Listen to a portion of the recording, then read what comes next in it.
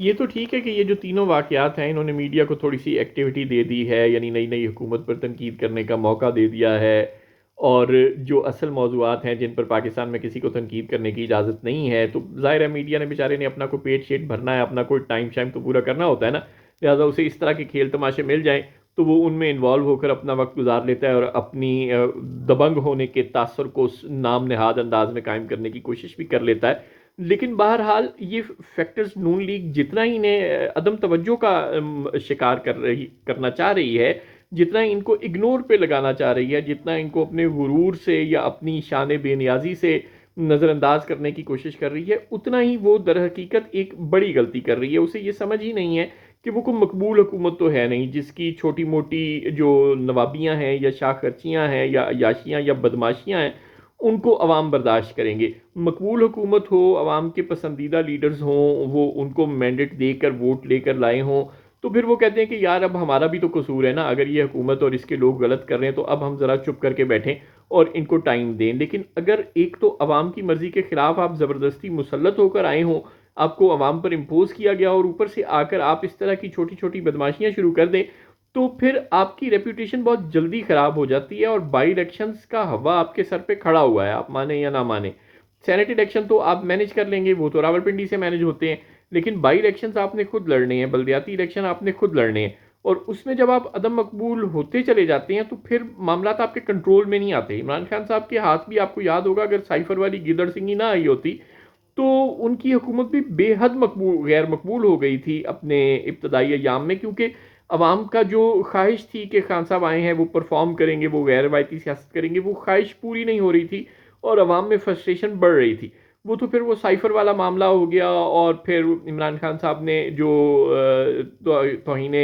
مذہب والے معاملے پر پوری دنیا میں پاکستان کا کیس لڑا، اور ریکارڈ ایک اور اس طرح کے دو چار اور کیسز جن کو آج آپ اپنا کارکردگی بنا کر دنیا کے سامنے پیش کر رہے ہیں، یہ ٹیتھیان کاپر کمپنی اور یہ سب بھی بہرحال خان صاحب کی ریکویسٹ اور کوششوں سے اور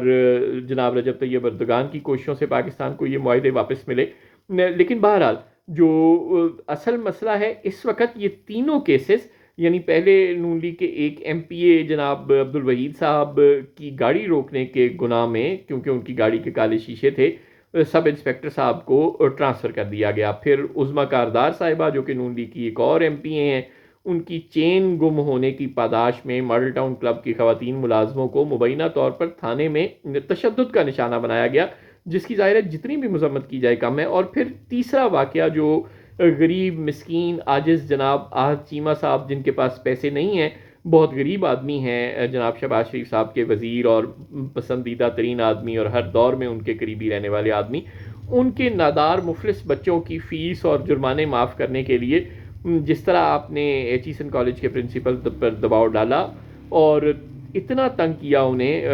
گورنر صاحب نے، بدیع الرحمان صاحب نے، جو کہ شکل صورت سے بڑے نیک آدمی لگتے ہیں، کہ تنگ آ کر ایچیسن کالج کے پرنسپل مستعفی ہو گئے، اور ابھی بھی آپ کسی ڈٹائی اور بے شرمی کو چھوڑ نہیں رہے، بلکہ الٹا انہیں فون کر کے کہہ رہے ہیں کہ آپ اپنے استعفے واپس لے لیں پرنسپل صاحب، اور بس چپ کر کے پرانی تنخواہ پہ کام کرتے رہیں۔ حالانکہ آپ کو چاہیے یہ تھا کہ آپ اپنے احد چیمہ صاحب کو اس نوکری سے نکال دیتے۔ پاکستان میں اور بھی ایک وزارت سنبھالنے کے لیے کمپیٹنٹ لوگ موجود ہیں، کوئی ایسا مسئلہ نہیں ہے۔ آپ کے پاس نہیں ہے تو راولپنڈی سے لے لیں، ان کے پاس بہت کمپیٹنٹ لوگ موجود ہیں، اور جو وزارت آپ نے چیمہ صاحب کو دی ہوئی ہے وہ تو بڑے شوق سے پنڈی والے کسی کو بھی دے دیں گے۔ اگر پنڈی والوں پہ اعتبار نہیں ہے تو اپنے کولیشن پارٹنر بلاول بھٹو سے لے لیں کوئی وزیر، وہ نوید قمر صاحب آپ کو ادھار دے دیں گے۔ تو کوئی شرم کریں، کوئی حیا کریں۔ اگر آپ اسی طرح کی حرکتوں میں مصروف رہے، بجائے اس کے کہ آپ اپنے گورنر صاحب کو ڈسمس کریں، آپ اپنے وزیر کو ڈسمس کریں، آپ اپنی ایم پی اے عظمیٰ کاردار اور عبد الوحید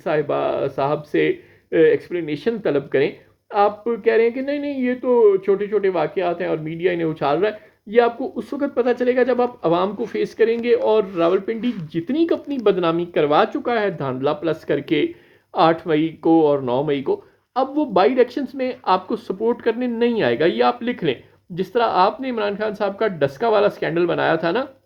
کہ عمران خان کے ریٹرننگ افسران دھند میں، پریزائڈنگ افسران بکسے چوری کر کے بھاگ رہے ہیں، اب آپ کے ساتھ بھی یہی ہوگا۔ اب جب آپ بائی الیکشنز میں جائیں گے تو راولپنڈی کہے گا کہ یار معاف کر دو، ہمارے ہاتھ کھڑے ہیں۔ نتیجہ یہ ہوگا کہ پھر آپ کو دھاندلا پلس جب خود کرنا پڑے گا اور آپ ایکسپوز ہوں گے، ظاہر ہے راولپنڈی کی مدد کے بغیر تو دھاندلے آسان نہیں نہ ہوتے،